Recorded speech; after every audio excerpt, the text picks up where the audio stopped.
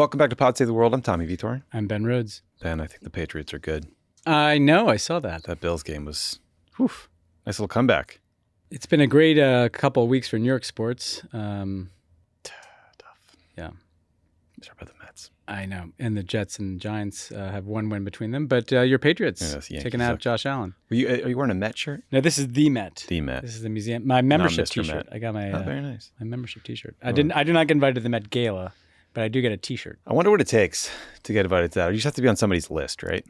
We're definitely not on those lists. No. Isn't it like it's someone famous, right? Anna Wintour. Thank you.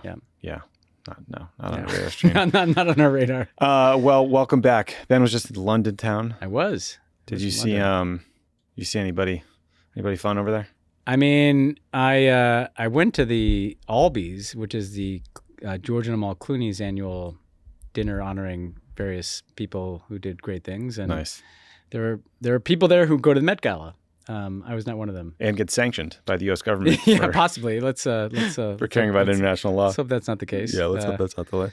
Yes, but it was nice to be over there. Although there was like a scary feeling of kind of 2022 vibes, as we've talked about, like labor's kind of running back the old Biden playbook of defeating far-right extremism. So hopefully they figured out before it's too late. Tommy Robinson's rampaging through the street with 120,000 people. Exactly. Yeah, it's not great. Well, welcome back. Good to see you. And we have a great show for you guys today. We're going to talk about these growing signs that the United States is barreling towards a war with Venezuela and why no one really seems to be talking about it. It just here on Pod Save the World. This is why you got to, smash that subscribe button. It's crazy. So you're ready for the war. We're going to talk about Hamas's response to President Trump's peace deal and then Trump's response to the Hamas response and how it humiliated Israeli Prime Minister Bibi Netanyahu, but then what comes next. We're also going to talk about Israel's treatment of activists who were arrested trying to enter Gaza on a flotilla. Trump's surprising executive order announcing a security guarantee for Qatar, backed by the U.S. military. We'll explain how a bunch of Trump supporters want to turn the U.S. into El Salvador, the latest on Russia's drone incursions into Europe, and how the so-called Russian shadow fleet is involved. There was a blackout in Afghanistan that was really weird and worth noting, and then a rock concert in Argentina that will likely make us cringe. Ben, then you're going to hear my interview with our old friend and colleague, Mike Froman. Yeah. He is now the president of the Council on Foreign Relations. He's an expert in international economics, trade, all of the above. We talk about what the hell is Trump's trade policy, like however many months after Liberation Day, what he's doing with China, and then Mike, why Mike believes that basically the international trade system as we know it is dead and what should come next. So good talking to him. Curious to figure out what Trump's trade policy is. If he can help us do that, that'd be great. Yeah, that was basically my question to him. Is like, I no longer know. We were going to do, it was going to be like tariff palooza, then 90 deals in 90 days. And now it's just like, I don't know anymore. It's just kind of impulse control. It's kind of like, I'm mad at Brazil, tariff you. Right. I'm mad at India, tariff you. I heard this from somebody at Mar-a-Lago at the line for the men's restroom, and so someone's getting tariffed. It's very strange. It's very, very strange. Okay, well, we are going to start today's show in South America because it does feel like we are barreling towards this regime change war with Venezuela, and it's just not getting enough attention. So I'll try to quickly sum up the context that has everybody so concerned or us so concerned. As we've discussed, the United States just keeps blowing up boats that the Trump administration claims are being driven by narco-terrorists off the coast of Venezuela. Basically, they're calling them drug runners. We know of at least 4 strikes so far that have killed at least 21 people. To facilitate those extrajudicial murders, the U.S. has moved a ton of military assets to the Caribbean. That includes thousands of U.S. military personnel, 8 Navy ships, a nuclear-powered sub, 3 guided missile destroyers. They also sent a bunch of F-35s to Puerto Rico. And then last week, the Trump administration informed Congress that the U.S. is in, quote, armed conflict with drug cartels that the Trump administration has labeled as terrorist organizations. The administration calls suspected drug smugglers unlawful combatants, and argues that it's okay to kill them. Basically, they're saying that the drug cartels are waging war on the U.S. by bringing drugs here, and therefore it's okay for the U.S. military to kill them. It is totally unprecedented. It is an absurd argument. More on that in a second. But in an address for the Navy's 250th anniversary at Naval Station Norfolk on Sunday, Trump bragged about the latest strike on one of these boats and then threatened to go even further. Let's listen.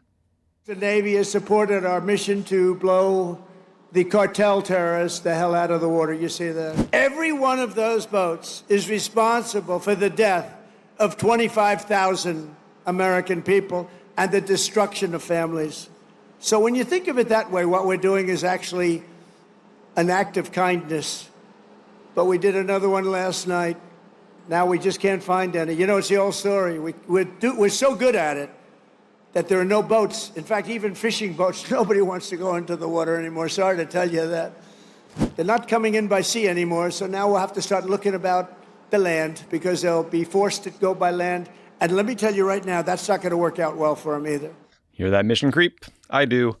So in previous episodes, we've talked about reports that the Secretary of State and National Security Advisor Marco Rubio archivist is pushing hard for regime change in Venezuela and to topple President Maduro, who we are the first ones to admit is a tyrant and a bad guy and still the last election, but that doesn't mean regime change. A lot of bad guys out there. Yeah. For a while, it seemed like there was a surprising voice of reason in the administration named Rick Grenell. Grenell is a very caustic individual. He's kind of a Twitter troll come to life who has one of those vague special envoy roles and had been reportedly... And executive director of the Kennedy Center. And the Kennedy Center. And had been using that position to just have a dialogue with Maduro's regime, hopefully create an off-ramp short of war. But then on Monday, the New York Times reported that Trump ordered Grenell to stand down and stop his diplomatic outreach to Venezuela. So there goes that. So in short, the White House has constructed a secret legal rationale that they believe authorizes airstrikes against cartels and cartel members. They have asserted that Nicolas Maduro is himself a cartel leader. So if you follow that logic train, it would seem to justify the U.S. military killing Nicolas Maduro himself. Pretty alarming. But Ben, I didn't see a lot of Democrats sounding the alarm about this until Tuesday, when the House Foreign Affairs Committee Democrats finally tweeted, quote, Trump and Rubio are pushing for regime change in Venezuela. The American people don't want another war, and Congress can't let any president start one illegally or unilaterally. That's not how the Constitution works. Glad they said that. But Ben, what's your level of concern about all of this growing momentum towards whatever that Trump just outlined there is? My concern is very high, and you just feel this steady build. I mean, first of all, we should say it certainly feels like there could be innocent people who've been blown up on these boats. We get no information about who these people are, what the basis is for blowing these boats out of the water. What Trump said there is complete and utter bullshit. One speedboat is not going to kill 25,000 people. Their legal rationale is also complete bullshit. They're describing people on these boats as unlawful combatants. At worst, they're drug dealers, and that's a really bad thing to be. But that's different than being a combatant. That's the language of war. That is saying that they're a legitimate military target. Yep. And if you're defining Maduro as the head of a cartel, you're defining him as a combatant, potentially. And look, we should also say that under that logic, anybody selling drugs could just be killed. It's a similar logic to like a policeman just shooting someone on the corner who's selling whatever, So that's scary. But I also think that this accomplishes a lot of different objectives, right? And we can break down the different personalities. Rubio desperately, wants as part of his political identity, I think the price of his soul is, he wants to overthrow the Venezuelan and Cuban governments. Mm-hmm. He's always wanted to do that. Yep. I think he's, as I said on the previous podcast, very credulous of these Venezuelan opposition guys who come to him and say, oh, it's just, it's all set. We have the plan. I mean, this happened last time. So that's Rubio's interest. I think Stephen Miller, who's been behind this too, likes the idea of how much power Trump could claim if there's a war, that leads to more, he's already used the war with Tren de Aragua to justify deportations. Who knows what other authorities he could claim if Trump is a so-called war president. Trump likes the power that comes from the war. He also likes the fact that there's a lot of oil in Venezuela, and I think he wants to get his hands on that oil. Yep. Grenell was trying to do that through a deal, but Trump has clearly been persuaded maybe we can just try to take this oil. And there's also like some weird Republican Party DNA, Tommy. I was thinking about this as we're getting ready today. Ronald Reagan, when he was on the back foot in like 83, remember he invaded Grenada. So for some of the younger listeners, this was a totally trumped up invasion. There was a kind of left-wing government that had taken over Grenada. And Reagan, with not much legal basis whatsoever, invaded that country. He said he was coming to the aid of like a few hundred American medical students there, and it was this big flex, and seemed real nice and easy.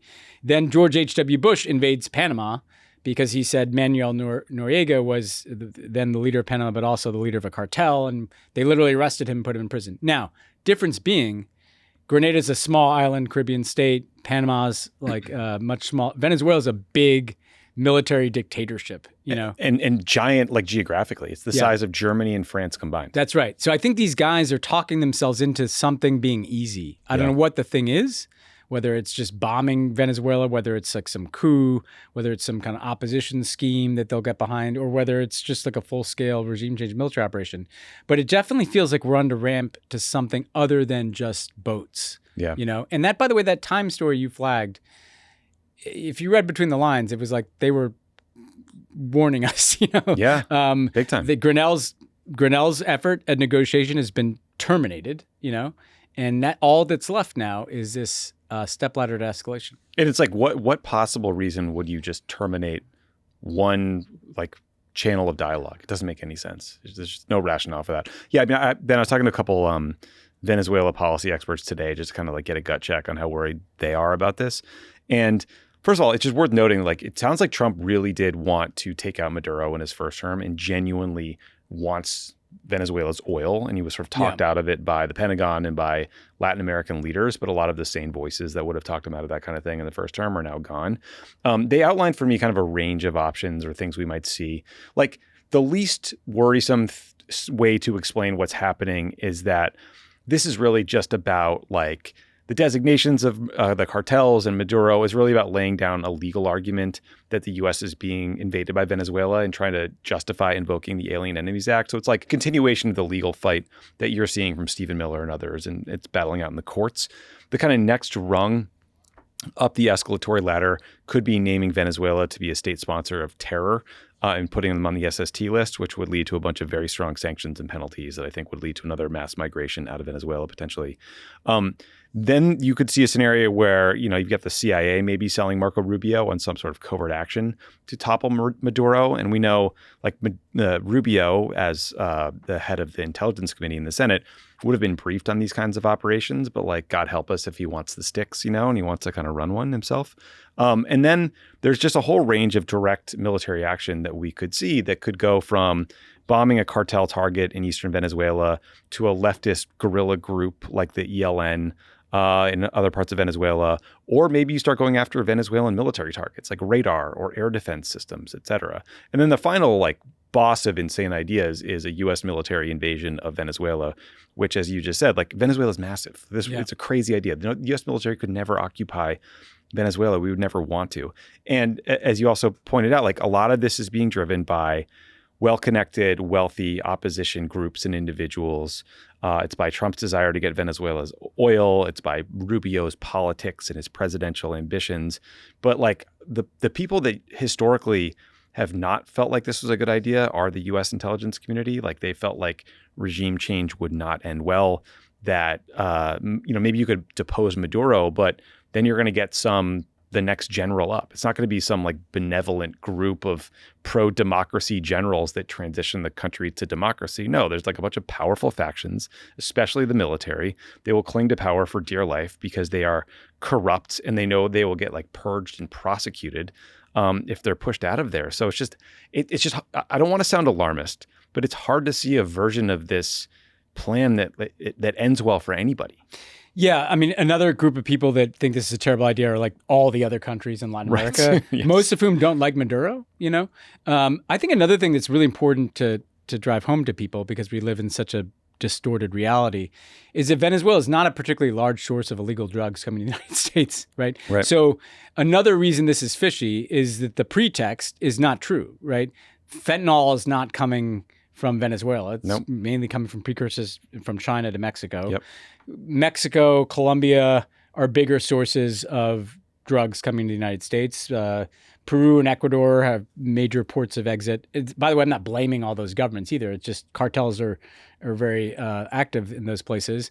And sure, like Venezuela's engaged in this a bit, but they're just nowhere near like the main issue when it comes to drugs. So Trump is spinning a story that is just wildly out of proportion to the underlying challenge, right? I mean, they're oil rich, like they don't need to become a narco state, And this is the other problem is that there's you mentioned these day after scenarios. I just can't for the life of me think of what the clean scenario is here, but it may be that Trump doesn't give a shit, if there's just this kind of failed state, with lots of violence, because to your point, like the Venezuelan opposition, who we should say includes like some very courageous people. But the challenge is they have a lot of interest in saying, hey, this will be easy. And like, we're ready to step in and govern. But as you said, like the military is not going to relinquish control of this illicit economy that has got its grip into. The military is not going to want to face accountability for their own human rights violations. You've got millions of Venezuelans who are out of the country, who are some of the people that are more kind of aligned with the opposition. So I see no way in which this escalation is clean. It's going to exacerbate an already terrible humanitarian circumstance because of their own mismanagement, because of U.S. sanctions. And look, it just plays into this. I also worry about it kind of normalizing, the use of military force in Latin America generally, because we know Trump's talked about the Panama Canal. We know he's talked about strikes in Mexico. Obviously, Greenland's up in North America, but I kind of feel like Trump looks at Latin America like Putin looks at the former Soviet Union. Oh yeah, definitely. And we should just kind of be able to go down there, and this is how things were a lot in the past, and knock over governments. That never ended well. It usually ended in chaos or a right-wing dictatorship or a swing to a left-wing revolution, death squads. This is not a movie we want to repeat, and we seem to be slow walking into it. And just because it's not, the headline issue of Ukraine or Gaza or shutdown or what have you, this could be one of the things that catches us by surprise as, the beginning of something pretty nefarious in the Trump era. Yeah, and there's some reporting in The Guardian that Stephen Miller is like running the strikes on the Venezuela boats via his like leadership of the Homeland Security Council. And, I was talking to someone who pointed out that the first boat that these guys targeted, the U.S. military blew up, was straight up murder. Like it's almost certainly, remember that boat was the one that was off the coast of Venezuela. Yeah. It spotted the U.S. plane tracking them. It turned around and then they struck it anyway. And then there were survivors, and then they took another pass and they struck the boat again. And there were so many people on the boat that there might have been drugs on there, but like experts think that there was almost certainly migrants on that boat as well. Yeah. If you're smuggling drugs, you don't have like a whole bunch of people on the boat. 15 people. You're trying to get the fucking drugs on the boat. Not that I have any experience in this, but I actually do have experience. Weirdly, we struck a deal with the Cubans to like jointly interdict, drug shipments because they don't like drugs either there, so this is like not hard to interdict these boats. Trump is making this big point of that it's some kind of deterrent, but that's kind of not how the drugs get here, right? They mainly come up via land. I mean, some of them come, first of all, more the boats come from, we talked about it, like Ecuador, right?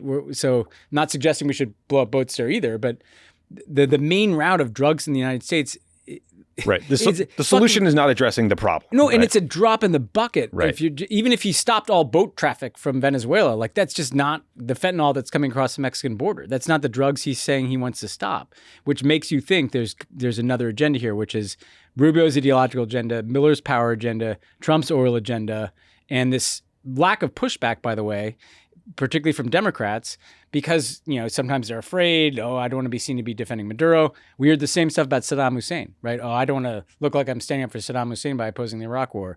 Or there's like some hardliners down in Florida, and there's like, one congressional seat? Exactly. Yeah, I mean, just fucking forget it, man. Like, crazy. Be against this war, be against the illegality of it, be against the fact that it breaks his promises against forever wars, like be against the fact that this is not even solving the fucking problem of fentanyl that he said he would solve. This is the wrong thing to be doing. And there's no legal authorization, None. No matter how many executive orders they put out. It's None. all made up. Okay. Next big issue. So we're recording this on the 2-year anniversary of the October 7th attacks. That day was obviously horrific. And then the last 2 years, I think, for me personally, have been so much worse than I ever could have imagined in the days following October 7th, even though I think we all knew it was going to be really bad. I mean, the fact that like we're 2 years into the war and it's still as brutal as it is just like it's ungodly awful. The good news is there were some signs of hope last week. On Friday, Hamas responded to Trump's 20-point peace plan, with an extremely qualified yes. It was essentially they said, yes, we will release the hostages if that release achieves an end to the war and the full IDF withdrawal from Gaza.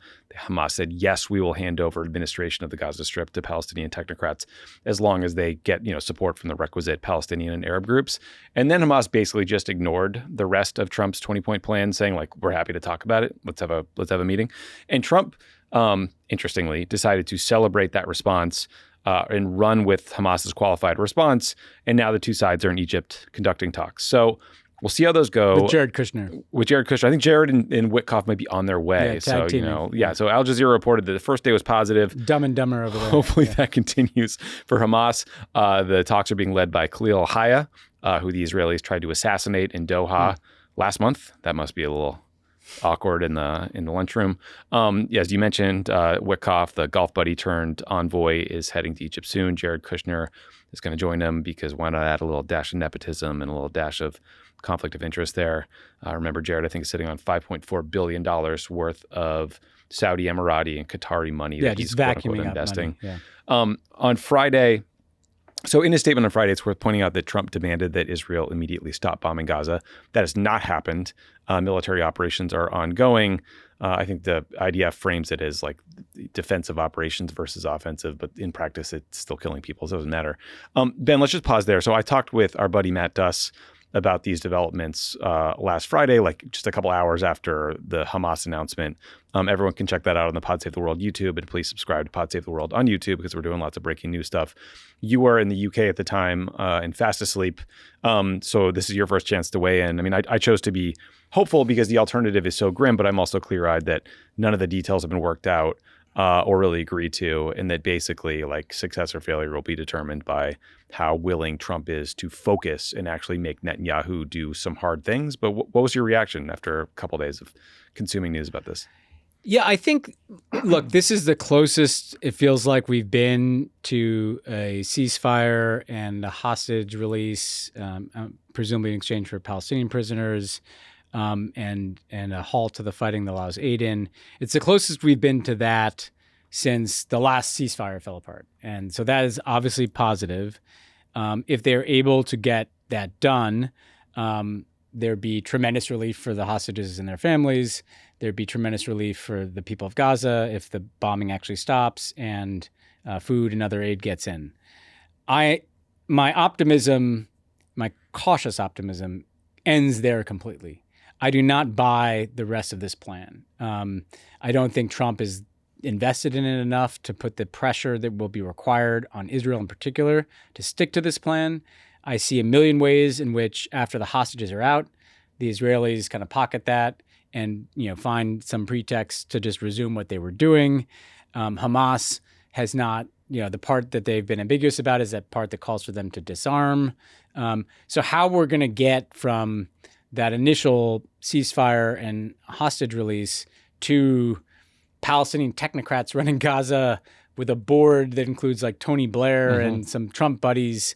I just don't buy that second part, I don't either. And so I don't want to diminish the achievement of if they get the hostages out and get some aid in, that's great. And by the way, that's more than like Joe Biden was able to do because frankly, Trump seems to be occasionally putting more pressure on. But Trump's pressure on Netanyahu is very episodic. Like he decides he wants to do something probably because like the Nobel Peace Prize deadline's coming up and he wants the big show. And I think what Netanyahu knows is, hey, look, well, I'll have to appease Trump on this one. Maybe I can get the hostages out, lower some of the political temperature at home on that. But I really care about my far right. And frankly, I agree with my far right that we want to stay in Gaza and probably occupy Gaza and probably kick all the people out of Gaza. And so I would urge people, not because I'm being pessimistic, but because I'm being realistic, that even if we do see this happen, to be very careful about thinking that now this 20-point plan is going into force. Because there's a lot of things that could fucking derail this thing. That's right, because neither side actually agreed to the full 20-point plan. Netanyahu didn't. I mean, it's like, I'm torn on it too, because like the details matter of these kind of plans. Again, we listen to people that have been through like the Northern Ireland process or in the Balkans. Like the details really matter. Both sides need assurances that the other side will actually go through with whatever the process and sequencing is to get to the next step. But also you want some strategic ambiguity in whatever's agreed to that allows both sides to kind of do politics and like tell their supporters they got what they wanted out of it. It just seems like the strategic ambiguity, we're a little too heavy on the strategic ambiguity in this thing because it's just like 20 bullets. There's not a lot of details to this thing. And I'm with you. Like, there's no chance that like whatever process is happening now is like gets you to step 20, which is like conversations about a Palestinian state. Yeah. And look, those are actually interesting parallels because if the example in the Balkans was Serbia, Kosovo, and if Kosovo is kind of the Gaza in this situation, well, Serbia was bombed into submission, accepting the reality that Kosovo is de facto going to be independent.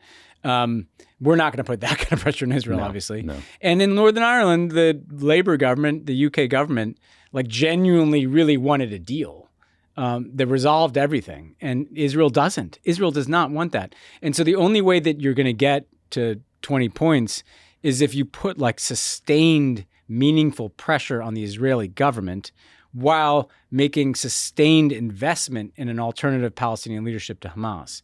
And I just don't see this crowd having the kind of patience and political will to do either of those things. So maybe they get the first step. That's better than not getting the first step. But I would be very cautious about seeing this as a sustainable peace deal. If I'm proven wrong, that's great. But Trump always... I saw him say the other day he's ending a 3,000-year war. Right. First of all, I don't know what he's talking about. No. But second of all, like he's not. You know, he's potentially, in a very good way, getting hostages out and getting aid in. Yeah. But let's be cautious. We've seen this movie before, by the way. It happened 9 months ago, and this could be another version of that. Yeah, the best I'm sort of hoping for is hostages out, aid in, the end of the bombardment and war in Gaza permanently. Maybe some sort of IDF withdrawal. Like that would be I'll take a win. more than I think. Yeah, that would be a huge win. The other sort of big things happening then is in previous episodes, we've talked about the Global Sumud Flotilla, which is this group of ships headed towards Gaza to try to break the blockade of Gaza and deliver a symbolic amount of humanitarian aid, but really just raise awareness about what's happening there. That flotilla has had a rough ride. First, they were attacked by drones off the coast of Tunisia. The drones dropped some sort of incendiary or explosive device on several of these ships. CBS News reported last week that the drone attack was ordered by Benjamin Netanyahu himself, the Israeli prime minister, and that the drones were launched from an Israeli submarine. Seems like a crazy use of a scarce, highly advanced military resource, but I think it sort of tells you a lot about their fear of the PR that could come from these sort of flotilla operations. But then this week, Ben, the flotilla was finally intercepted by the Israeli Navy as it was trying to actually get to shore. About 450 people were taken into custody and thrown in jail. Many have since been deported, including Greta Thunberg, as well as 21 Americans. Those Americans include a guy named Californian named David Adler, who Crooked Media's Matt Berg was talking to as the Israelis surrounded his boat. Adler was deported to Jordan on Tuesday. Here's how he described his experience in Israel, in an Israeli prison, to Zeteo News. Over the course of 5 days, we were systematically denied our most basic rights. I'm talking about food and water and life-saving medicines like insulin. We wanted to speak to our lawyers, which was like the most basic. And we're basically told, this isn't a prison. Like you don't get access to a lawyer because you're not a prisoner. You're a terrorist. And we were just living in basically a non-rule of law fever dream cooked up by Ben-Gvir, who came to, like Israel Katz, both came to this detention facility and had their photo ops there. There would be the riot gear who would come, any form of disloyalty or speaking out or speaking up, even about basic things like medical treatment. They would come and basically, throw your head to the ground, shackle your hands behind your back, and then take you to either sit in the hot sun or sit in total isolation and shackle your ankles as well, and just leave you there basically for the day. So Adler mentioned far-right minister, National Security Minister Itamar Ben-Gvir there, who said explicitly that mistreatment of these flotilla activists was by design, and that he was, quote, proud that we are treating the flotilla activists as terror supporters. Whoever supports terrorism is a terrorist and deserves the conditions of terrorists, end quote. At the same time, the Israeli government was saying that the claims of mistreatment were brazen lies. So they're kind of hard to square those circles there, Ben. First of all, if that's what they're doing to Americans, like imagine what they're doing to Palestinians. It should go without saying that the U.S. government should be outraged by this treatment of peaceful activists, especially American activists. It doesn't seem like the Trump administration gives a shit. I'm not sure I've seen Mike Huckabee weigh in on this, but Ben, you also spoke with an activist on a different flotilla. Could you sort of set up that conversation? Yeah, I talked to Noa Schnall, who's a journalist who's on the next wave of boats coming in. She's on a boat called the Conscience, which, among other things, it has aid, but it also has a bunch of journalists, because one of the things it's not allowed to get into Gaza is international journalists. Now, obviously, Palestinian journalists doing great work there. So I just wanted to get a flavor from her, what the mood is like on that boat, who's on the boat, what's it like. I was kind of curious, like, what's it like to be on one of these flotillas? So check out a piece of that conversation here. Who's on board? How did those people get there? Who are they? And what kind of solidarity are you feeling with your fellow crewmates? Well, the main solidarity is with the people of Gaza and all of Palestine, of course, but we're building solidarity with the people on the ship as well. Most of us meeting for the first time. This boat is designated specifically with medics and journalists, the majority of us, some activists and people with other great skills as well. There's one fireman, there's social workers, all kinds of really interesting people from all over the world. So this is our third day at sea. We just caught up with the Global Sumud Flotilla. They left actually before us, but because our ship is larger, it's actually a passenger ferry that we're using to reach international waters and other countries, which is absurd, but we're making it work. Obviously, most of the focus of these flotillas has been bringing aid in, bringing food in, bringing medicine in. It seems like part of what you're trying to do on this particular boat is break the blockade, not just of aid, but of journalism, and obviously recognizing that there are extraordinary Palestinian journalists who've been covering this in Gaza, but there have been no international journalists. Is that part of the thinking, that it's not just an aid blockade, it's a information blockade? Well, it's always been about that, right? Because how much aid can a small ship bring in, really, right? So that aid has been there, but it's been symbolic. So it's really actually always been about the blockade, and it's always been about breaking the siege, bringing attention to the apartheid, the genocide, specifically now, trying to stop the arms deals, stop any kind of cooperation with Israel, bringing attention to all the international law that's being broken. Yeah, that's our main focus. And specifically with the journalists on board, we realized that the Palestinian journalists who are doing an incredible job in a time of genocide and so little sleep and almost no food because of the engineered famine, they're no less credible or objective or capable of doing their jobs than we are. But for whatever reason, we get more attention than they do. Racism. But we're just trying to hold the mantle or carry the mantle on their part, and we're answering the call of our comrades. And the same goes for the medics on this boat. Sometimes the media presents this as like, Israel intercepts, flotilla bound for Gaza, and it kind of doesn't reference the illegality of it. What is your understanding of the legality of the seizure in international waters? So the law of the high seas being international waters, those are interchangeable, means that anyone, as long as they're not committing any crimes, is allowed to sail through high seas, international waters, which we are right now. So the fact that our ships get stopped in international waters is completely illegal. It is a crime. And the fact that people get abducted on the boats in international waters is a separate crime in itself. And it is a kidnapping. Israel would claim that it's their territorial waters, but still, those people were taken and now are being treated as potential terrorists. So any of those other boats being stopped, completely illegal. You guys are on the front lines of this in a way that nobody else is. You're putting your bodies on the line, again, other than people of Gaza and the people of the West Bank, be very clear. Exactly. But in terms of international support, nobody else is kind of putting their bodies out there like you guys are. What can other people do who feel a sense of support, but feel kind of powerless? Get loud, get in the streets. In Italy, people basically stopped the country. They got in the streets. Dock workers striked. Is that the past tense of strike? I don't know. Struck. It's a good question. Struck. Yeah. But yeah, basically stop everything that's going on in the country. Why is genocide not enough to make the world stop turning? Why are some lives less valuable than others? why are governments full of lip service saying we can recognize Palestine, but don't do anything to support its people? Get loud. You can write your representatives if you want. I don't know that actually does so much these days, but if you do it loud enough, maybe strike in the streets, support the flotilla, support families that are asking for money in Gaza, and just get loud about it in every way you know how. Well, look, we wish you the best in terms of your safety and with what you're trying to do. We will keep people updated on what happens. You're on the Conscious, which is well That's named. Right. The biggest so vote. If people want to follow that, they can follow online. But thanks so much, Noah, for joining us. I know it must be a crowded, mildly seasick environment there. So thanks so much for talking to us. It's actually a good group. We're doing well. Thank you for giving me the time. So, I mean, you obviously hear, this is someone who is aware that she's going to probably end up in a prison like that. And I just want to say, I know some people, I don't know, Tommy, you probably have friends who are can be a little snarky about the flotilla. I don't know. These are just people trying to bring food into Gaza. And I will say, Israel's response is crazy. I mean, they're not trying to harm Israel. They're technically not even trying to come into Israel because Gaza is not a part of Israel, right? And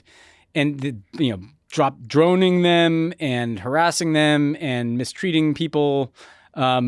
This is that rogue state behavior that we've been talking about. This is not normal. It's not normal to put random people in solitary confinement because they asked for water, And so, I don't know, you don't have to agree with Greta Thunberg about everything to think that that's a fucking crazy overreaction, Yeah, no, I've seen the same sort of tone you've seen of scoffing at or mocking activists. I think sometimes it comes from the activist speak and the tone with which sort of people characterize it. Well, look, I get it, whatever. But these are people who are putting their bodies on the line, their lives on the line, their bodies on the line for a cause, for a reason. I have a lot of respect for that. And I think in so doing, they are revealing something about the Israeli government, calling them terrorists, using a military submarine to launch a drone that then drops an incendiary device on a boat filled with peaceful hippies trying to free Palestinians. What are you guys doing? You're insane. And you put your finger on it. It's such an important point you made, that this kind of direct action, right? This is what this is not intended to succeed in getting aid. It's intended to reveal something about the people denying it. The whole civil rights movement, right? The high point of the civil rights movement in many ways was sending kids out into the street of Birmingham, knowing that you would learn that they'd be brutalized. Brutalize them with dogs and imprison them, right? And so what activism does, direct action like this, is it holds a mirror up to the brutality of the other party. And say whatever you want about these flotillas, they are achieving that. Yeah, they are. And I don't think they're going to stop. Yeah. I think beating the shit out of these people is likely to make more people want to do it. Yeah. So hopefully these talks that are happening in Egypt right now bear some fruit. And if they do, we'll talk about it again later this week. Absolutely. All right, we're going to take a quick break. But Ben, you may have heard that CrookedCon sold out faster than we ever could have expected. So it's right after I posted my social media on it. So, social media. Sorry, guys. So we're moving the location. You hear about this? You hear about this one? So we can sell more tickets, more panels, more guests, more tchotchkes. You know where the new venue is? Where I worked for the first 5 years I lived in Washington. The Ronald Reagan Building. I went to work every day in the Ronald Reagan Building and International Trade Center. International Trade Center. I went there. There's a piece of the Berlin Wall in the front there. Really? Yeah. Oh, that's cool. There you go. I went there for one day home. after the Haiti earthquake. I was supposed to go kind of work out of USAID, and I couldn't get my email working for 9 hours, so I left. Never came back. But we'll be there, your favorite Crooked hosts. We got a bunch of special guests. There's going to be a Vote Save America action hub where you can get some action. As Lovett told us yesterday. Some hot Vote Save America action. TPUSA kind of action? Or similar. Yeah. There's a place where their partner orgs can hang out. We can help you just get better at activism and figure out how to deal with the Trump administration. So there's a really good food court in the basement. Court. So I just flag that for people. Flagging that one. Yeah. Crookedcon.com. Go there for tickets, and we'll see you on November 7th in DC. Also, Ben, as I mentioned before, we're trying to build a progressive media powerhouse here. One way you guys can help us is by becoming friends of the pod, joining our subscription community. Go to crooked.com/friends. You'll get stuff like ad-free Pod Save America, ad-free Pod Save the World. You'll get exclusive shows like Polar Coaster from Dan Pfeiffer. You'll get to join the Discord community and pitch Ben and I questions for special bonus Pod Save the World episodes. Also, it's really fun. It's a great group of people. It's for a good cause. So go to crooked.com/friends. Also, for the month of October, you'll get 20% off when you subscribe for a full year. So I don't know the meaning of that discount. Maybe it's spooky. Maybe it's for Halloween, but 20% off. This podcast is sponsored by Squarespace. Squarespace is the all-in-one website platform designed to elevate your online presence and drive your success. Squarespace provides all the necessary tools to claim your domain, build a professional website, expand your brand, and facilitate payments, making it the ideal solution for businesses of all sizes. Squarespace gives you everything you need to offer services and get paid all in one place. From consultations to events and experiences, showcase your offerings with a customizable website designed to attract clients and grow your business. With Squarespace's collection of cutting-edge design tools, anyone can build a bespoke online presence that perfectly fits their brand or business. Start with Blueprint AI, Squarespace's AI-enhanced website builder, to get a fully custom website in just a few steps, using basic information about your industry goals and personality to generate premium quality content and personalized design recommendations.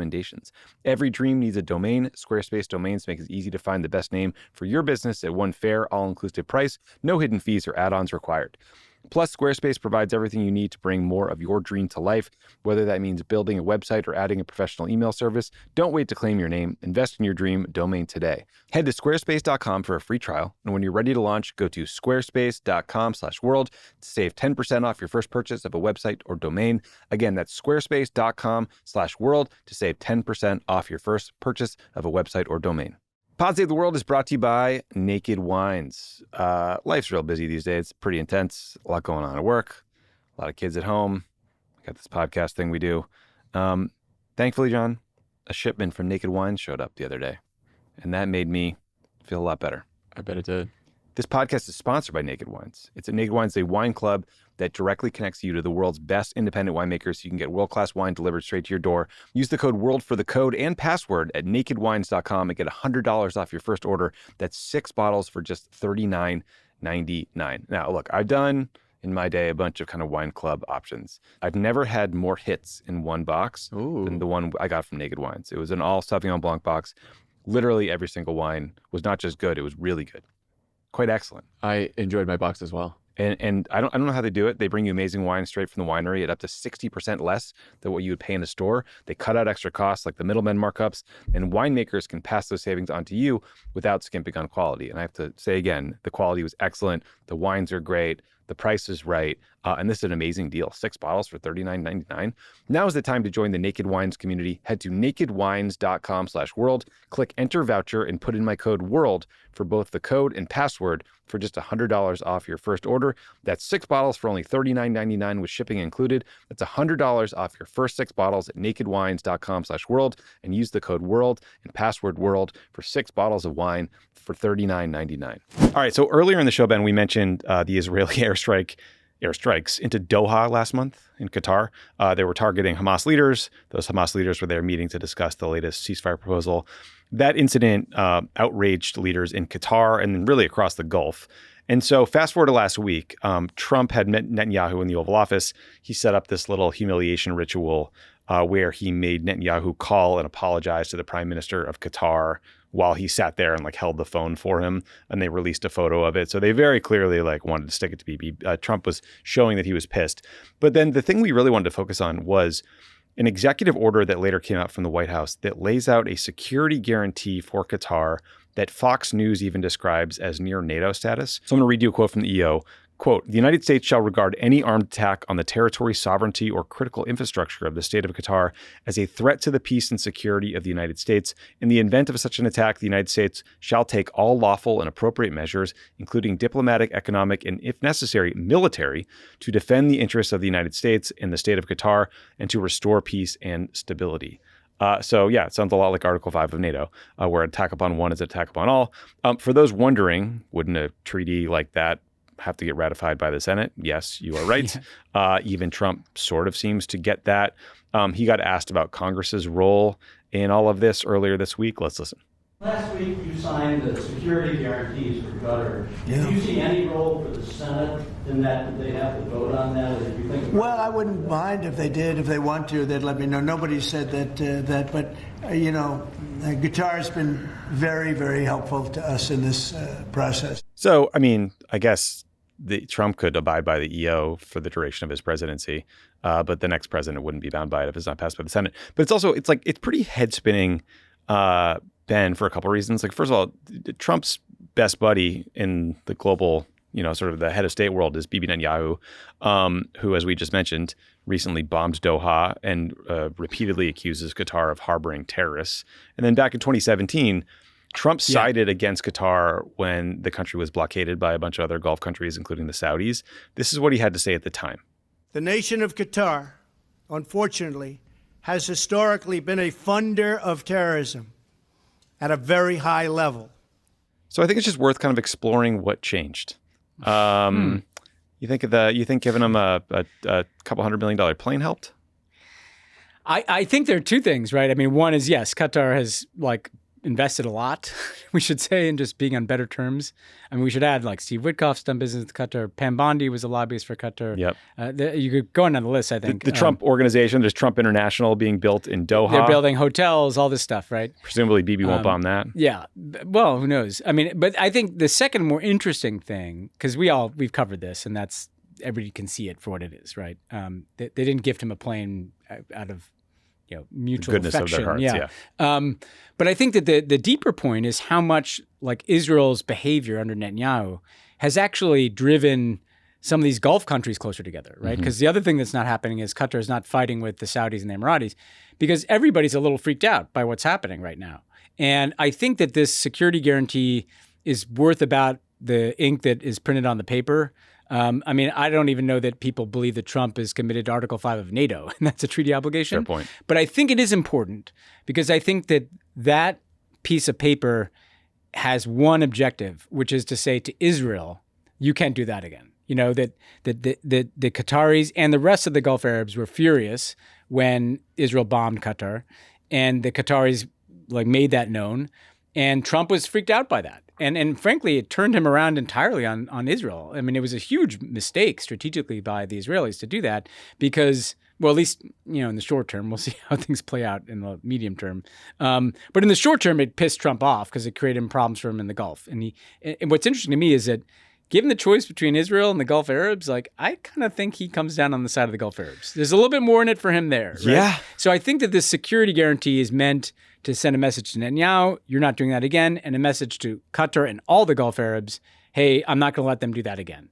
I don't think it really goes beyond that. Yeah, I mean, look, I totally agree with you. The Saudis there's a bunch of Trump, towers and golf courses and things going up in Saudi Arabia and in the UAE and in Qatar. In the Quincy Institute, they did a big report on all of Qatar's lobbying, and it was just worth just sort of seeing it all laid out. I thought it was interesting. I mean, currently, Qatar is employing the services of 28 firms registered under the Foreign Agents Registration Act, and since 2016 have spent almost $250 million on 88 fair registered orgs. You mentioned all the Trump officials who have worked for Qatar in some capacity. That includes Pam Bondi, Kash Patel, the EPA administrator.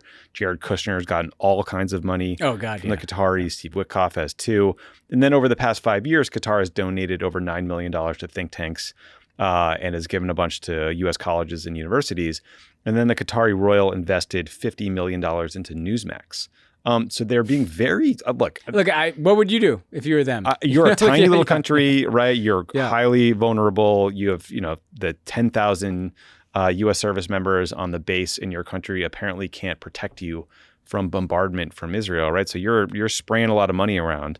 And remember, they got bombed by the Iranians. Yep. Now, the Iranians called them and were like, hey, heads up. But I think that was interesting, too, because the Iranians, that was a signal like, hey, we don't want to do this. But if this war becomes a regime change war, we're going to burn down the Gulf with us. Yep. And so that's in their heads, too.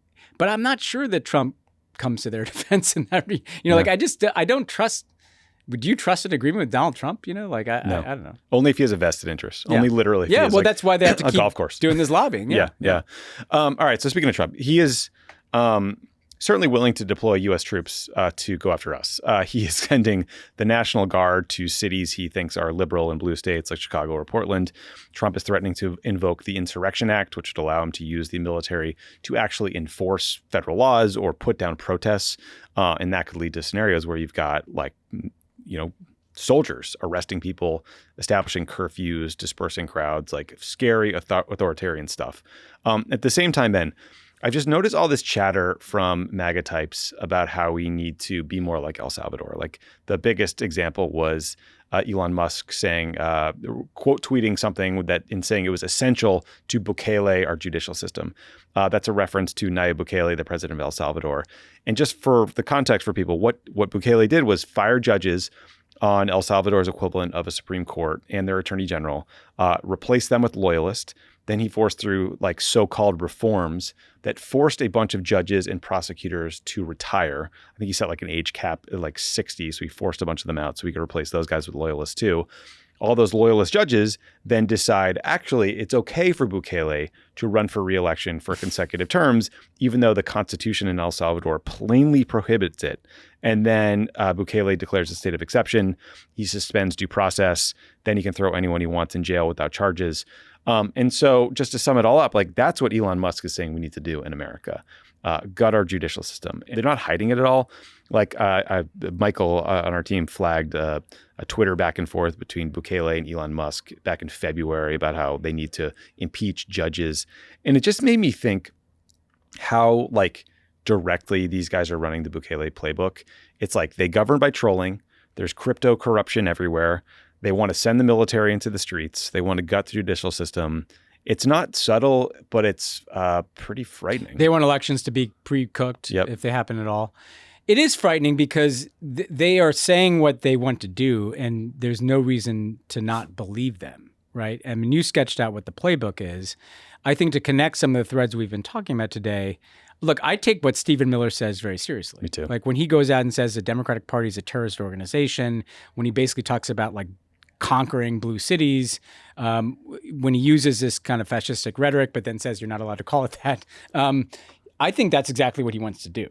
And I think we need to take it seriously because, again, to connect things, if you're thinking about like a turn from, we've already taken the turn from democracy to authoritarianism. If you think about the turn from authoritarianism to fascism, the two characteristics that you would look for are the deployment of the military against the citizens at home and some kind of war abroad. You know, and this is where I kind of see this connection between wanting to invade Portland and potentially wanting to invade Venezuela. Mm-hmm. Like this is the characteristic of an increasingly militarized authoritarian movement in this country that, again, they're saying this. They're not pretending. Like, does anybody think that Elon Musk or Stephen Miller would prefer there to be a democracy? No. In which it's possible that there's an election that they lose? Of course not. No. And so why should we project onto them that they're going to let that happen?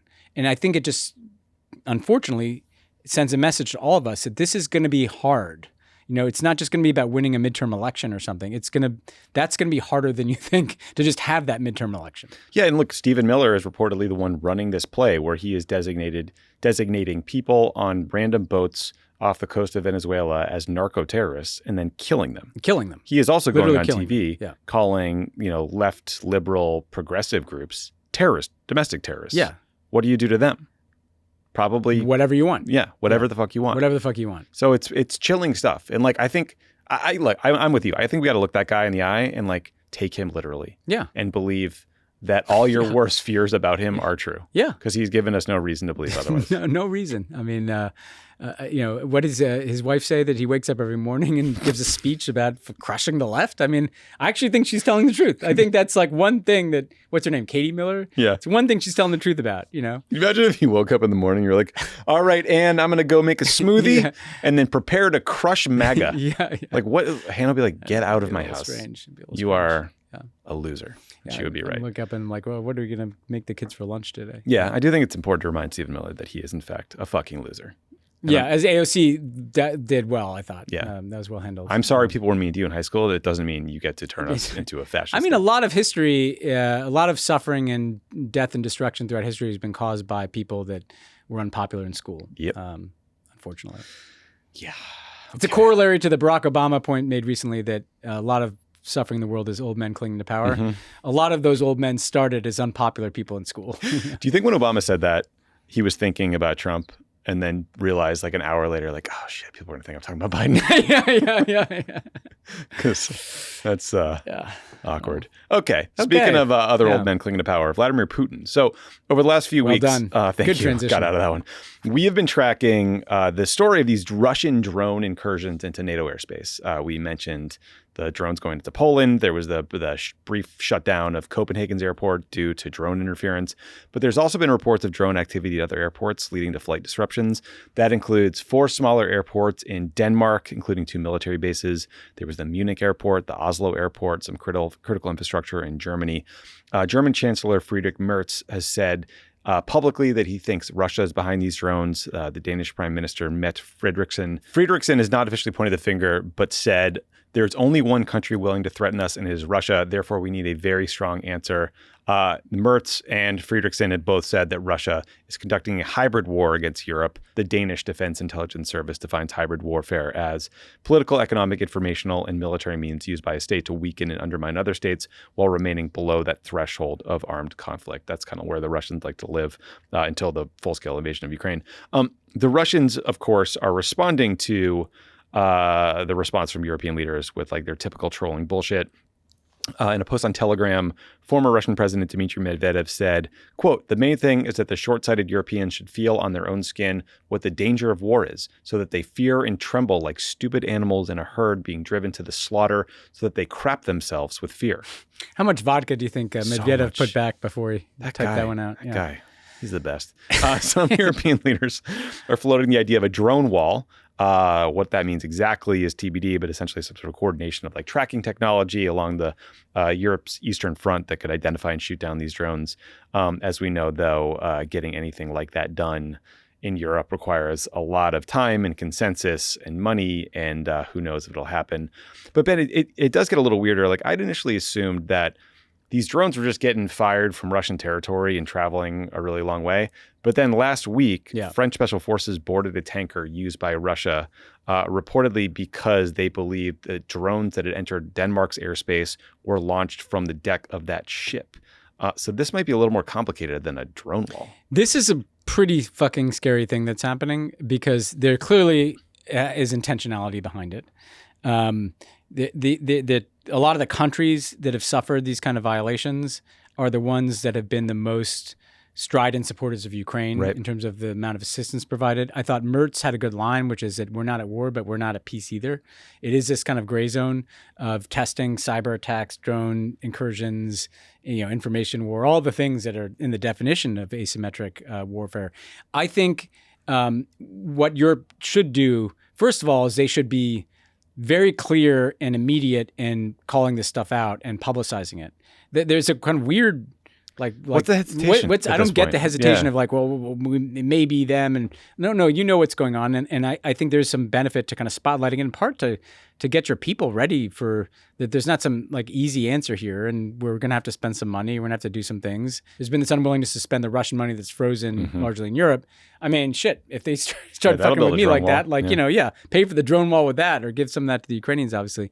But then I think that in the long run, you're gonna have to find some way. I would hope to through a position of greater strength, get into a real negotiation, not like a fake Alaska one, because this is dangerous stuff. It may not lead to a war next month, but where are we going to be in 5 years? Because this is what they started to do. The ladder's just going up and up. Yeah, and up. They started doing this kind of stuff in Ukraine, and then all of a sudden, a few years later, there's a full-scale invasion, right? And that's what I worry about. They want to weaken NATO, divide people, wear them down, make it seem like it's too exhausting to stand up to it. And then who knows, in 5 years, they've like seized part of like the Baltics or something. I mean, that's what this feels like. Yeah, and it also highlights this broader issue of the Russian shadow fleet, which is this network of like the old, often kind of busted up ships, but they have disguised ownership. And they've been used to covertly ship oil from Russia to around the world and bust sanctions. And we're talking about like hundreds, maybe 1,000 of these ships. They're often flagged in different countries. But they have sustained the Russian economy, and now apparently they're launching drones and maybe even severing these undersea cables. Yeah. So the Russians are just getting pretty creative here. Would you watch a Netflix show like it's about kind of like Shadow Fleet secret called Shadow Fleet? It's a great name. We have a pitch going on right now. It's called Shadow Fleet, and there's got to be some guy that has to like infiltrate it and like sabotage it or something. I'd watch a show like that. Yeah, I would too. It feels like that's. I mean, it's funny you say that because I was thinking the other day, like if you wanted to infiltrate the the shadow fleet. It wouldn't be that hard to put some random sailor on one of these boats, right? Honestly, like one thing that Europe, I mean, so people like, so there's new pragmatic ideas other than just like spending more money and like, is actually like the Europeans seem like they need, and some of them have this, but like much better intelligence, and including like that kind of intelligence, right? Like, because the Russians have all kinds of stuff, right? Part of what the Europeans need is not just like, churning out small arms to the Ukrainians. They need people that can like fight these shadow battles, the Russian, fight information wars, like fight cyber wars, like, fuck with the shadow fleet. Like that's, I'm not trying to minimize. I don't want, you don't want to like escalate that into like a war. I'm not suggesting that. But a lot of this stuff the Russians do is with like their kind of intelligence services, paramilitary services. And like one way to counter that without getting into a real war is like having some of your own pushback in those spaces too. Yeah. Every once in a while you hear about like a small kind of European or Baltic intelligence service that's really, really good. Yeah. Like the Estonians or like, Finland or something. But you're right. I mean, there's got to be some sort of way you could deal with some of this or like manage it or deal with some of this in the gray. I mean, clearly the French had some sort of eyes on this ship that they ended up boarding. Yeah. But man, crazy story. Okay. Two more quick things. So Ben, there was this 2-day-long communications blackout in Afghanistan we wanted to highlight. The Taliban has demonstrated its willingness and ability to shut off connections to certain provinces before, because they say it will prevent immoral activities, in air quotes. But in those cases, they cut the fiber optic internet, not mobile services. But last Monday through Wednesday, they basically blacked out the whole country. They hit all like Wi-Fi connections, mobile internet, and phone services. And there's no real warning or reason given. But the blackout itself obviously just destroyed day-to-day life for anyone in Afghanistan, from banking to business to flights to women and girls who are trying to use the internet to get around the Taliban's ban on female education. And you kind of just, when you see a story like that, you have to wonder what happened and why. Well, and it's also terrifying for, so many Afghans are outside the country. Suddenly you can't call your family, can't be in touch with them. I have to say, like, I talked to a bunch of people who watch Afghanistan closely, and like one of the interesting theories, because you hear different theories, like maybe there's some kind of weird hardliner who decided that the internet is debaucherous and we need to shut it down. But I think the one that seemed kind of plausible to me is that there were fears of some kind of coup or something, right? That there's splits inside the Taliban. It's not a homogeneous organization. You've got the Haqqani network into that. You've got some more religious people. Then you've got some more pragmatic people. And we have this Bagram thing, right? Yeah. So, and this is pure speculation on my part, but that whatever guys might actually be entertaining this Bagram proposal from Trump, man, there's other people in the Taliban. They're like, fuck that. Like, we are not letting the Americans back in. And so I just wondered whether it was a signal that the internal disputes inside the Taliban are bigger than we think, and that they had to shut down the internet to prevent. Because if you're worried about a coup, one thing you do is we don't want them to be able to communicate, shut it fucking down. Yeah, that's autocrat 101. So just shut off the internet. It's one thing. I just putting a theory out there that might connect back to the Bagram thing. Weird. I'd love to know why. How much would you give to just have like perfect visibility into one of these governments? I'd love to know what's going on inside the Taliban, because I think it's much more interesting than we think. We see a bunch of clerics in Kandahar or something, or and I think based on my own experience, like they're frankly more sophisticated than we give them credit for. They're smart. Like they fucking won that war, like but they're not all the same, Imagine being like the Taliban minister or goon who was doing the secret talks with the Trump administration about this Bagram thing, and then all of a sudden Trump randomly announces it in a speech in the Oval Office or whatever, and you have to explain to all your buddies like, okay, so I did one Zoom. Yeah. It was with Witkoff. It was this guy Witkoff. He seemed like an idiot, but I just. And then Jared showed up and he wanted some money. All of a sudden, you're just like in some prison in Helmand. Jared wanted to build a pipeline through here. Jared wanted to build a pipeline for Azerbaijan and sell it to the Syrians at inflated rates or something. Finally, Ben, as we've discussed on the show, the president of Argentina, Javier Milei, is going through some stuff. He's got this corruption scandal involving his sister, who's also his closest advisor, who's also this kind of like shadowy force in Argentina. There's a stalled out economy that seems to be necessitating a bailout from the Trump administration. I asked Mike Froman about that to explain what the hell's going on there later in the interview. And then he lost badly in the Buenos Aires provincial elections, which was expected, but I think he lost way worse than expected. So he has a very sort of shaky grip on control at the moment. So what do you do if you're in his shoes? You rock the fuck out. He held what was described as a rock show, libertarian economic summit, book premiere, and political rally in midlife crisis in front of 15,000 people in a stadium in Buenos Aires. Apparently, he sang mostly 80s rock covers and even Hava Nagila, a little Jewish folk song. He said that would stick it to the left. What these guys think is sticking it to the left these days always confuses me. It's like I'll clap along with Hava Nagila. This guy has he makes Elon Musk look like a more mature version of a teenager. I mean, this guy's a weird fucking guy. You know? He's got this huge dependency on his sister. He's got massive impulse control. Remember he was talking to his dead dogs. He's talking to his dead dogs. He's got the chainsaw. And he's trying to be this kind of intellectual anarcho-capitalist, whatever they call it, and basically an overgrown teenager. Yeah. And this is the guy.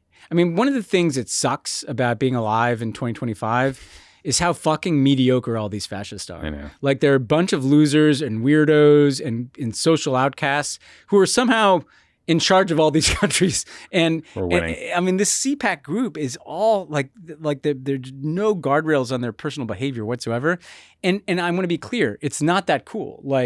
This guy doing weird dances and singing bad versions of 80s songs, it's not what he thinks it is. But maybe it is. Maybe we're the losers. Maybe the joke's on us, The joke probably is on us. Yeah. I agree with you that Milei is kind of like Elon Musk on a good ketamine day, minus the engineering skills. Yeah. But unfortunately, we have a clip from this event, which neither Ben nor I have seen, but Michael on our team likes to torture us with That's always good. Sight unseen. So away we go. Oh,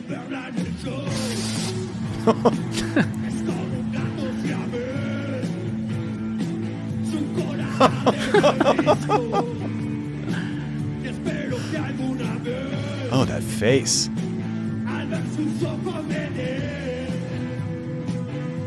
Crowd's not exactly going wild. They're not feeling it. Yeah. I don't know about that. Here's the thing. He's got the chops. But here's the thing. That's fun. It's fun to do at the basement of Musette, the karaoke place in Adams Morgan, where we used to do it, right?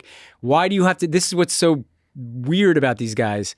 They need to do it in a stadium with 50,000 people to get their midlife crisis out, He did have a real aging rocker vibe. Yeah. He really caught the kind of the leather jacket, the leather jacket, the coif, hair. Yeah. But then all of a sudden he looks like Wolverine and he's just screaming. And he's just screaming at you. And it's the kind of thing that maybe it's kind of fun for 5 minutes. And then this went on for hours, I think, right? Can you imagine having to sit through that and be all right, now I'm listening to the 9th version of some 80s anthem from this guy? Yeah, remember the last time we saw a political leader do karaoke, wasn't it the Korean dude at the White House who tried to declare martial law? Yeah, who's singing American Pie. Yes. With Joe Biden kind of giving that old man vacant grin at him. Yeah, he gave him a guitar. Very strange. Yeah, it was a little sweet moment in the moment, I guess. But a little low energy from all's Sleepy not Joe. Well that ends well. Okay, so everyone stay away from karaoke. Everyone stay away from karaoke. Okay, we're going to take a quick break. When we come back, you're going to hear my interview with Mike Froman. We are going to talk about Trump's trade policy, why it doesn't seem like he's focusing on China at all when that was supposed to be the whole thing. We're going to talk about how the trade international orders we know it is dead and what Mike thinks should come next. So stick around for that. I feel like this area is my greatest weakness in all of foreign policy. And everybody. So hearing from an actual expert was really interesting. Positive World is brought to you by American Giant. I got some great American Giant clothes. I got some sweatpants. I got a sweatshirt, some t-shirts. I don't know. I've been wearing them. I've had them for a long time now. Greatest hoodie ever made. Super comfortable hoodie. I think I've worn it hundreds of times. I've washed it countless times and it's still going. It looks great. And that's not usually what you get when you order clothes these days. There's a lot of fast fashion. You wash that 5 times and it might as well be toilet paper. It's just gone. Don't buy toilet paper. American Giant's clothes, not for clothing. Yeah. American Giant's clothes work harder and are wearable for years to come, ensuring you get layers you can count on for the seasons to come. Their greatest hoodie ever made of the highest quality materials that are cut and sewn right here in the United States. So you're investing right back into your local supply chain. As the seasons shift and get cooler, stock your closet with durable layers that are built to last from American Giant. Mega corporations obsessed with growth are churning out cheap crap while the working class is left behind. The founders of American Giant were dissatisfied with how the clothes are made, so they created their own opportunity to make things better. Choosing American Giant means taking a stand for hardworking people, local communities, and quality clothes. Through American ingenuity and innovation, they're going against the grain and doing better. They believe small changes add up to something big, a new kind of conscious buying. I like this as part like clothing ad and part Bernie Sanders stuff. Yeah. You know, I respect that. Get 20% off your first order when you use promo code WORLD at american-giant.com. That's 20% off when you use the code WORLD at american-giant.com. This episode is brought to you by BetterHelp. October 10th is World Mental Health Day. BetterHelp therapists have helped over 5 million people worldwide on their mental health journeys. That's millions of stories, millions of journeys behind everyone as a therapist who showed up, listened, and helped someone take that step forward. That's why we're actually saying thank you, therapists. Thank you. Thank you, therapists. Moments in therapy, like the right question, a safe space to cry, a small win, they can change lives. This World Mental Health Day, BetterHelp is honoring those connections and the therapists who make them possible while showing how easy it is to get guidance from a licensed therapist online with BetterHelp. Everyone needs a therapist to get stuff going on in your life, your personal life, your marriage maybe, dealing with kids. Maybe work is annoying. It's great to have someone to talk to, and they can't pick up their phone halfway through. They're getting paid to be there. Or so if they do, you can switch therapists at any time. You can fire them. And BetterHelp therapists can work. They work according to a strict code of conduct, and they're fully licensed in the U.S.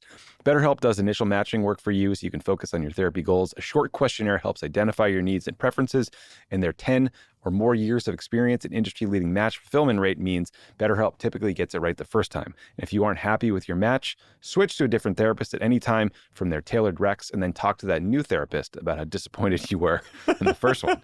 With over 30,000 therapists, BetterHelp is the world's largest online therapy platform, and it works with an average rating of 4.9 out of 5 for a live session based on over 1.7 million client reviews. This World Mental Health Day, we are celebrating the therapists who've helped millions of people take a step forward. If you're ready to find the right therapist for you, BetterHelp can help you start that journey. Our listeners get 10% off their first month at BetterHelp.com/crookedworld. That's BetterHelp, HELP.com/crookedworld. My guest today is the president of the Council of Foreign Relations and served as a U.S. trade representative under President Obama from 2013 to 2017. His most recent piece for Foreign Affairs is called After the Trade War, Remaking Rules from the Ruins of the Rules-Based System. Mike Froman, great to see you. Welcome to the show. Great to see you. Thanks for having me. It is, I was just telling you off mic, I'm very grateful for the opportunity to just ask basic questions to a very smart person because I barely understand trade or Trump's policies on trade these days, and hoping you can follow him better than I have because, you know, we had like Liberation Day back in April, right? It seemed like Trump's plan was just to slap tariffs on the whole world. They told us they were going to get 90 trade deals in 90 days. That has somehow evolved to a series of sporadic announcements about maybe trade agreements in principle or new tariffs on countries like Brazil for totally non-economic, non-trade related reasons. So I guess, like, knowing what we know now, it's October 6th, how would you define Trump's approach to trade at this current moment? And are there areas where you think he's had some success or particular failure that you think are worth highlighting? So first of all, I think trade has been one of those areas of core interest for Trump long before he was president. Yeah. He's been talking about it for decades, and he's been in love with tariffs as a tool for everything. I think he's approached this really with three goals in mind: to impose tariffs on other countries. One, just as a source of leverage. Mm-hmm. It brings them to the table. He can talk to them about fentanyl or migration or how Bolsonaro is being treated in Brazil. And secondly, to bring in revenue. And thirdly, to drive more manufacturing back to the United States. The idea being that if you put up a wall of tariffs, companies will have to move their production or move their supply chains to the United States if they want access to our market. When you look back, certainly as a source of leverage, it works. I mean, they may grumble, but other countries do come to the table and are willing to negotiate with the U.S. As a source of revenue, he's brought in a couple $100 billion this year in tariffs, which is a significant increase over previous years.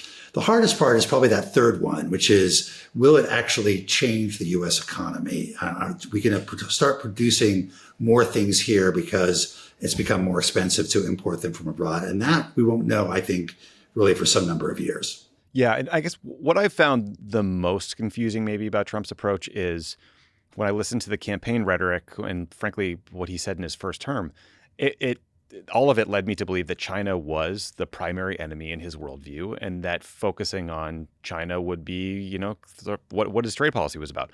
But instead, you have Trump tariffing the hell out of countries that you would think he would want to ally with to push back on China. Examples include, Vietnam or Brazil that we can get into. How about Canada? I mean, Canada, our neighbor to the north. Another great example. Yeah. All of Europe. There seems to be some clear data now that these policies are actually hurting American workers. For example, American farmers used to sell billions of dollars worth of soybeans to China. Now the Chinese are buying soybeans from countries in South America instead. And the administration is considering using tariff money to bail those farmers out, as I believe he did in the first term. What do you make of Trump's approach to China and the impact so far? Like, how would you grade his approach? So, look, I think he's been quite frustrated, and rightly so. The years of engaging with China have not convinced them to change their economic strategy, and they've pursued, a China-first strategy, really at the expense of the rest of the world. So I'm sympathetic to that. He's been all over the map, though, to be frank, in his approach to China. The rhetoric has been hot at times, and at other times, he's talked about wanting to do a big deal with President Xi, with whom he thinks he has a good, close personal relationship. And he's had more anger towards countries like Canada than he's had towards China. I think what we've seen is as tariffs began to get imposed on China, and remember at one point they went up to about 145%. Right. China was one of the few countries that retaliated. They've spent the last few years really understanding where their leverage over the United States was, what products that they produce that we can only get from China, and how to turn them on or off in a very strategic way to get the attention of the American economy. So turning off certain critical minerals, magnets, suddenly we de-escalated our tariff war. And I think that's really the question of where do we go from here? During his first term, he negotiated what he called a phase one deal, which was really just an agreement to buy more soybeans and liquefied natural gas and a few other products. We still haven't dealt with the fundamental issues in the U.S.-China relationship and how to resolve those. And so we're sort of dealing with issues at the margin. There's now talk about a summit meeting between the president and President Xi, and there's high expectation there'll be some discussion of trade, some kind of so-called trade agreement. But the major issues remain outstanding, which is that China is following its own set of rules. And now the U.S. is following its own set of rules, which is one reason why the multilateral rules-based system is under so much stress. Yeah, and it does seem like the Chinese identified a real powerful point of leverage by withholding these rare earth minerals, which are, used in all of our electronics, our phones, et cetera, but also a lot of really sophisticated military equipment. And then, you mentioned that there might be this a meeting between Trump and President Xi in October, I think. The Wall Street Journal reported the other day that the Chinese may be coming to that meeting with an ask that basically says the U.S. should oppose independence for Taiwan in exchange for some sort of economic deal. Are you hearing anything similar? Would that surprise you? That doesn't surprise me. The language that's used around Taiwan is one of the most highly negotiated pieces of diplomacy for several decades. So the U.S. has made clear, many administrations have made clear that we do not support Taiwanese independence.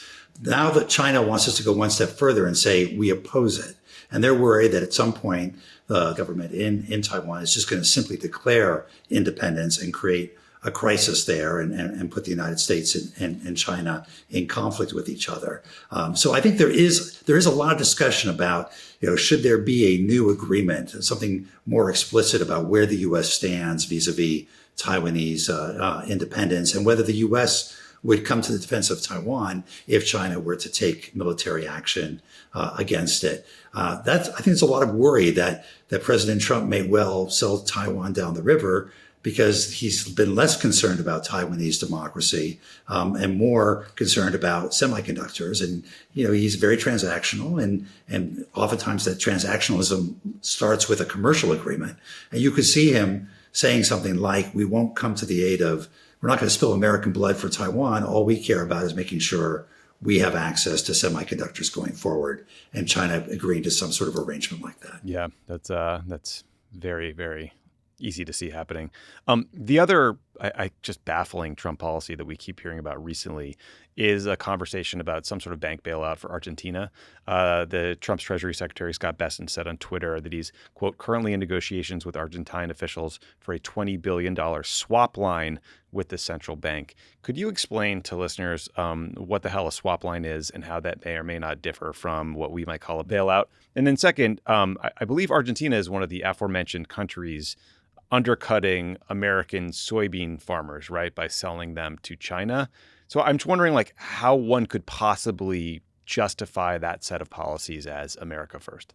So, first of all, you're right. China's stopped buying American soybeans. We used to sell about half of our exports of soybeans to China, and now it's gone down to zero. And Argentina is one of the countries that has provided a substitute for American soybeans. And so, it's a global commodity market. And so if we don't sell it, then the Argentines will sell it. And they're selling it for lower prices. They just took off some of their export taxes, which makes them even cheaper in the market for in China.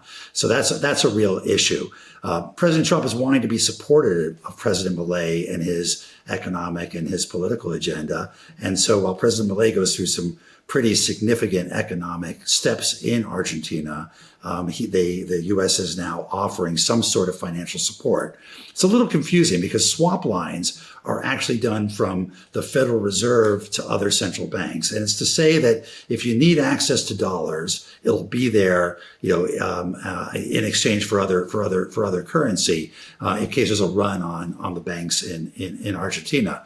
The problem is we're talking about the Treasury Secretary using the Exchange Stabilization Fund. It gets very wonky here, Tommy, but that you can't do a swap line with the Exchange Stabilization Fund. That's basically a credit line. It's a loan. And the question is, are we going to loan or give money to Argentina at the same time that they're undercutting our sales of soybeans to China? And that's why this has become so controversial in the last few days. Interesting. Yeah. And look, President Milei came into office with a very difficult job. I think inflation was at like 300%. I think he's gotten it down to closer to 30, but he did that by putting in place some brutal austerity measures. Like on the one hand, I think we probably as a country want Argentina to get on its feet, right, and not to be dealing with runaway inflation in perpetuity.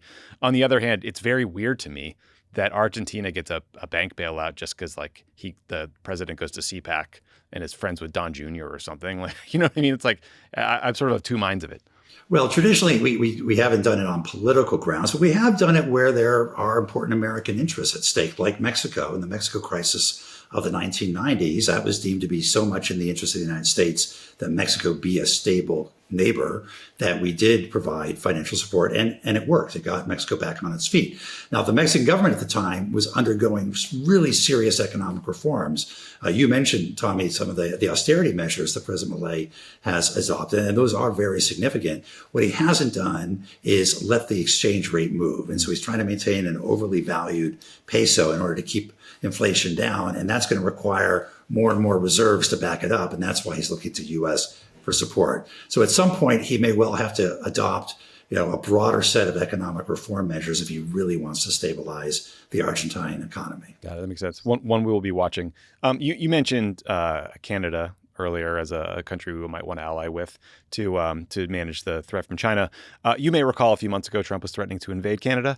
Next summer, I believe there's a formal review of the USMCA, which is the trade deal that Trump inked in his first term with Mexico and Canada, and then has been talking shit about as if someone else did it. Do you think all this invasion talk is going to jeopardize this review period or the future of the agreement generally? Well, it certainly has pushed the Canadians to become, remarkably anti-American for Canadians. Yeah. I mean, they're still Canada nice, so to speak, but tourism is way off, and economic relations are strained, and they're looking to see where they can how to diversify away from the United States. They're sort of condemned by geography to be right on our northern border. So there's only so much they can do to really move away from the U.S. economy. But they're looking at those options now. I think the issue around the USMCA is that, there are things that have happened over the last few years that could probably be improved. For example, if we're going to see big influxes of Chinese investment in Mexico or Canada as a way of avoiding tariffs on China, and we want to take a hard look at what's going on in those factories, whether they're really producing in Mexico and Canada, or whether it's just assembling some final products so they can bring them in under USMCA without tariffs, then that's an issue that should be dealt with. Those are sort of called transshipment issues, and those kinds of loopholes should be closed.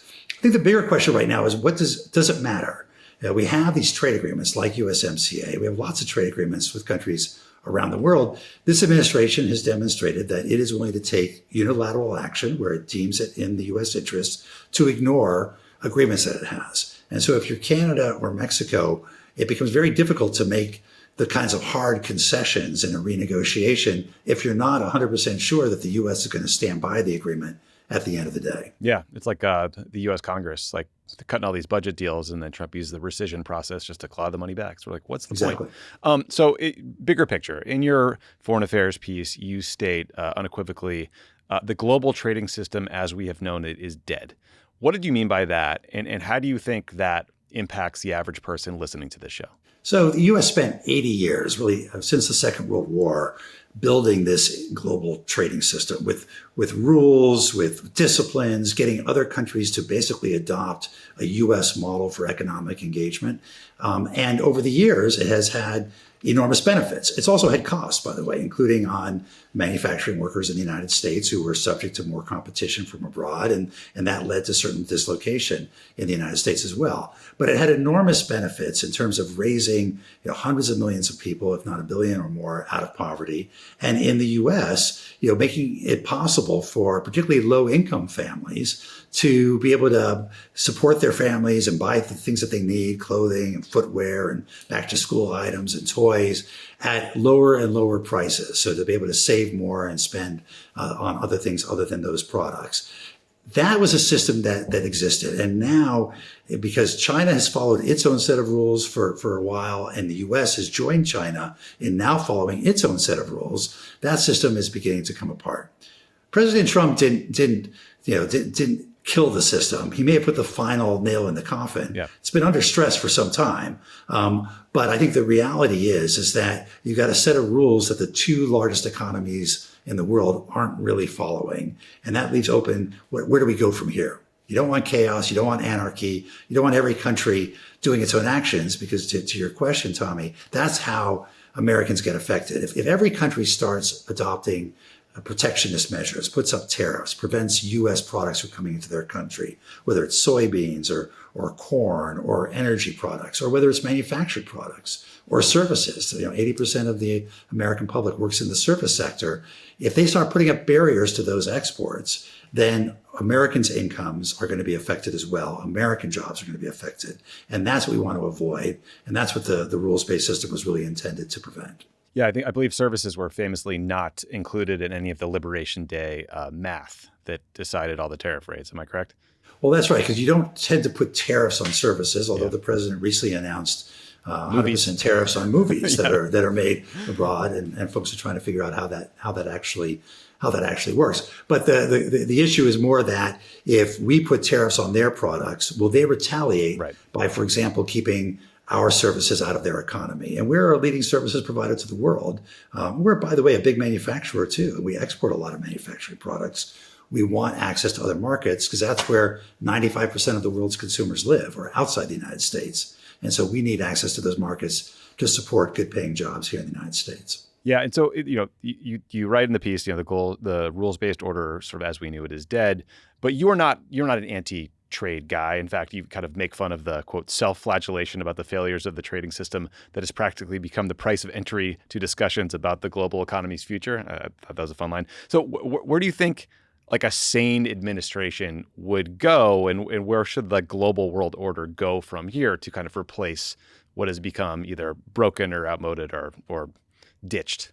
So I think coalitions of the willing, coalitions of the ambitious, countries will come together who are like-minded around a set of issues and negotiate their own set of rules.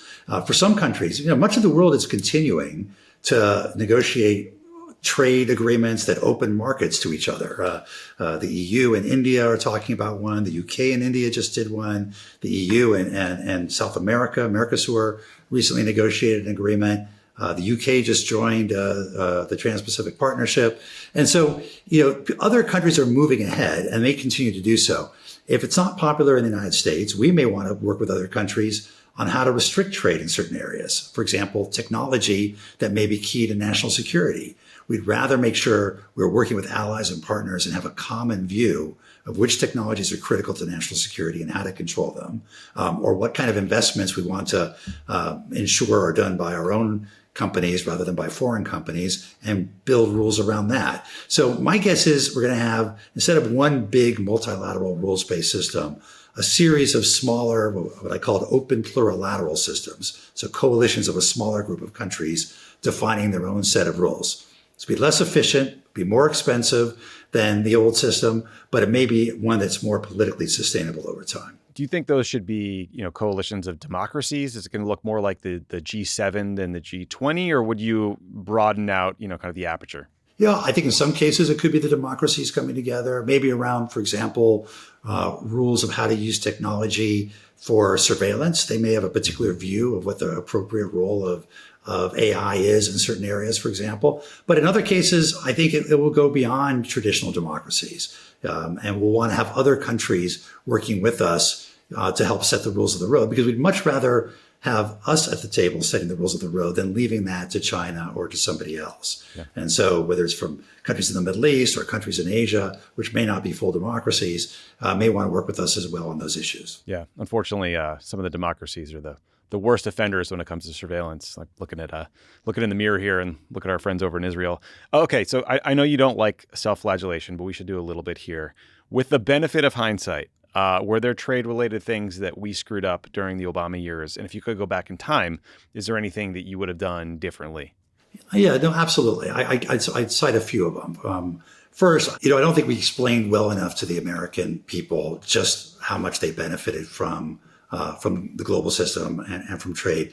Nobody walks out of a Walmart saying, thank goodness for the World Trade Organization and for trade agreements. I don't think we really linked what was going on around the world to their well-being at home sufficiently well, and we saw the reaction. The comms problem? Okay. So I did this? Always blame the comms people, right? Fucking roads.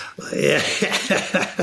But there's substance under that as well. I think neither Republican nor Democratic administrations over the last several decades have focused sufficiently on the costs of dislocation.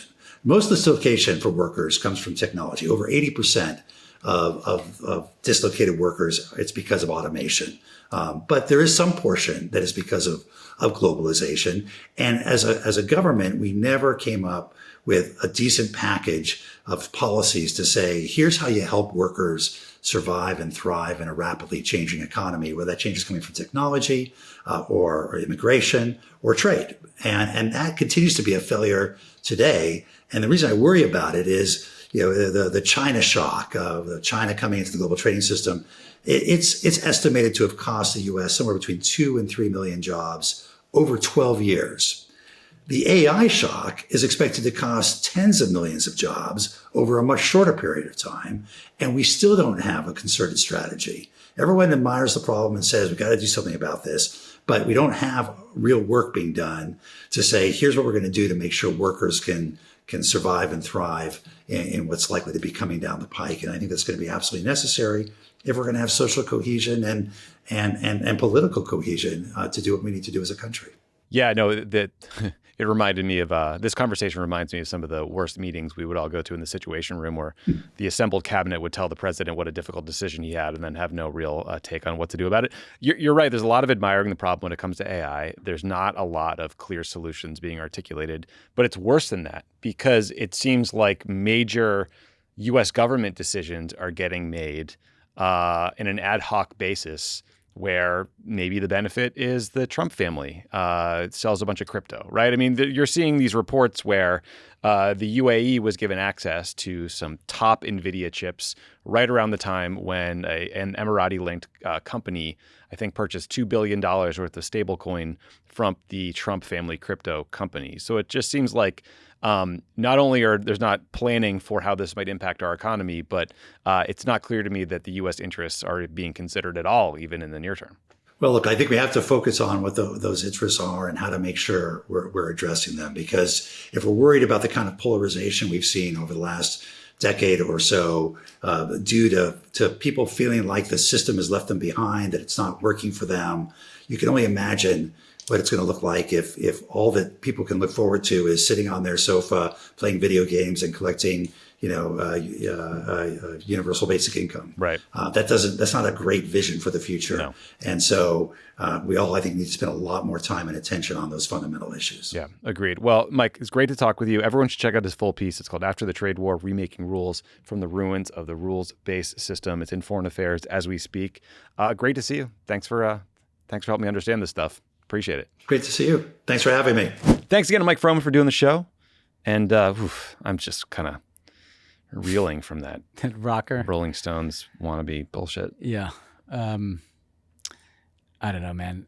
Smells like Viagra. I just want to go back to the days here. we could go to. It smells like Viagra. I just want to go back to the days we go to Buenos Aires and have like a steak and some Malbec and hang out. And some boring political leaders. Yeah. How about that? Let's go back to that, guys. This is a little weird. Give me a Dukakis. Or go back, this is like the male Evita Peron or something. It's perfect. Strange. Yeah. I'll take it.